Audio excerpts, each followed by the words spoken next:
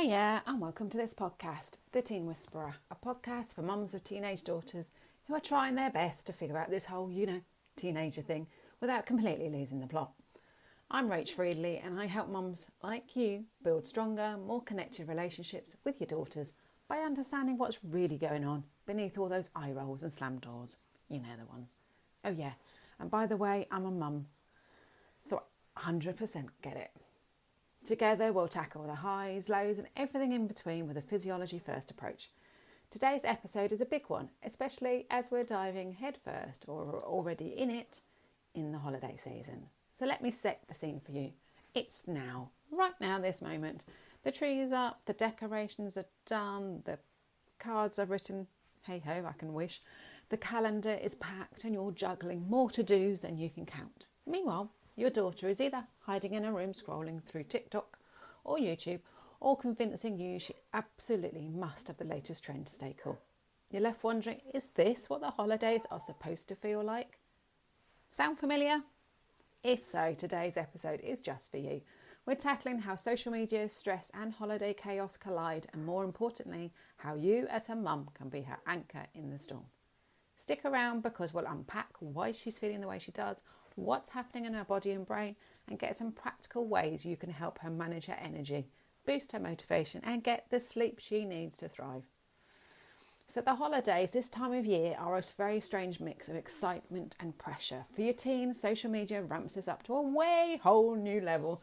She's scrolling through, those picture perfect images of parties, gifts, glowing families, all whilst battling her own insecurities because she's at that time in her life about whether she measures up. So let's not sugarcoat it. Social media is designed to keep her hooked. Algorithms know how to feed her content that triggers both FOMO, so fear of missing out, and the need for validation. It's a double-edged sword, especially during a season where comparisons are everywhere. Well, we're all getting inundated with all those emails.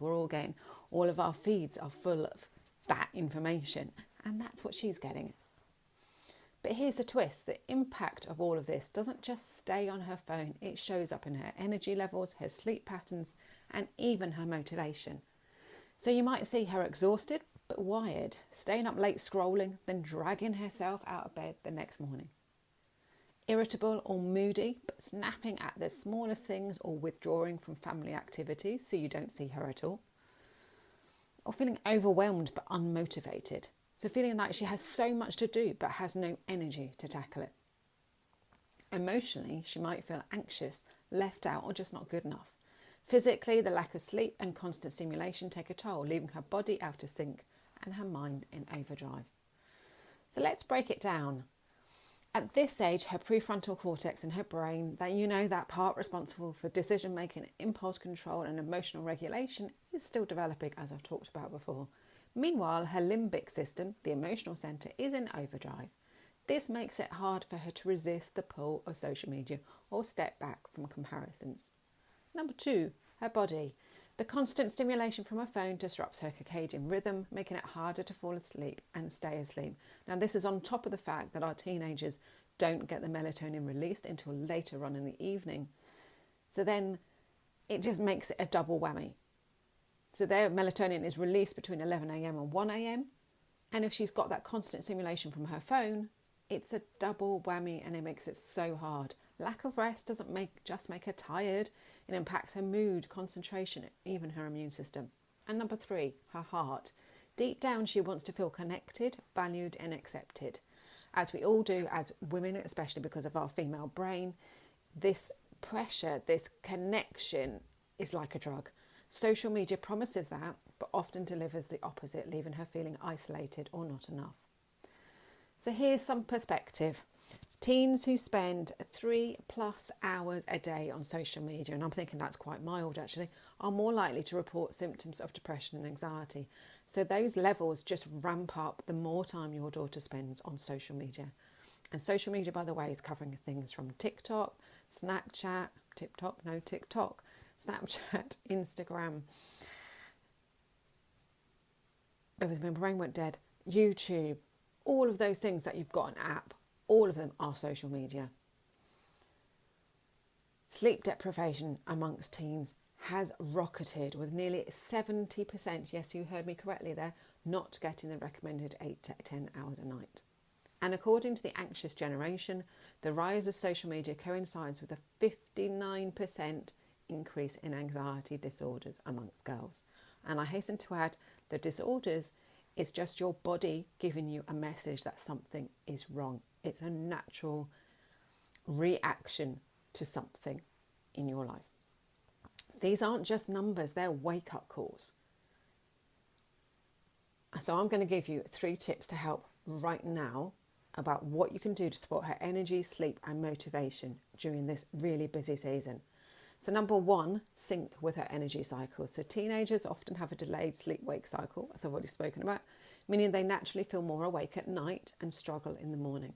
Instead of fighting this, try to work with it. So plan energy-demanding tasks during her high energy times.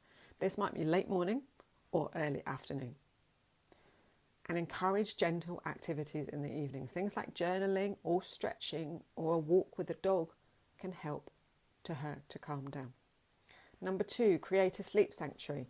Good sleep is the foundation of everything: mood, motivation and energy. Help her set up a bedtime routine that works for her.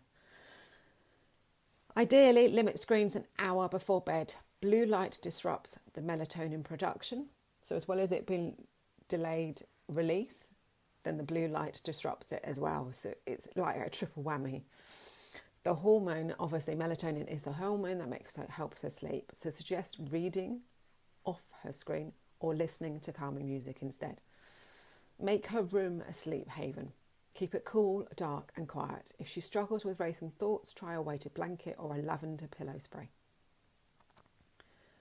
Number 3, boost her motivation naturally. So motivation is closely tied to how she feels physically and emotionally. Here are a few ways to help. Fuel her body with the right foods. Protein-packed snacks, complex carbs and healthy fats can keep her energy steady. Think yogurt, nuts or cheese or egg on toast. Incorporate small wins. Help her break big tasks into smaller, manageable steps. Celebrate progress, not perfection. And actually, a really good one to do is say to her 3 things you're proud of her that she's done during the day before you go to sleep. And then 3, use movement to spark momentum. So a quick dance session, a walk, or even just stretching can get her blood flowing and lift her mood. So if you want to dive deeper into this topic, check out my free guide, Raising Confident Girls in a Digital World. It's packed with insights and practical tips to help you navigate the challenges of raising a teen in today's world. And if you found this episode helpful, please share it with somebody else who you know will get it. Mums, as we wrap up, I want to remind you, we're not just managing that complete holiday madness, you're raising a future adult. The way you guide and support your daughter now will shape how she navigates stress and self-worth in the future. This season, let's focus on being proactive rather than reactive. You don't need to fix everything. You don't need to fix anything at all. Just need to support her. But small intentional changes can make a massive difference to you and her. So if this episode resonated with you, share it with a friend. Follow me on Instagram at The Teen Whisperer. Follow me on Facebook at The Teen Whisperer. Or check out my website, the 3 W's, theteenwhisperer.co.uk, and let me know what's working for you. Or hit reply on this podcast. Until next time, take a deep breath, trust your instincts and keep whispering. Your teen is listening more than you think. So yeah, take care and I'll speak to you next week. Bye-bye.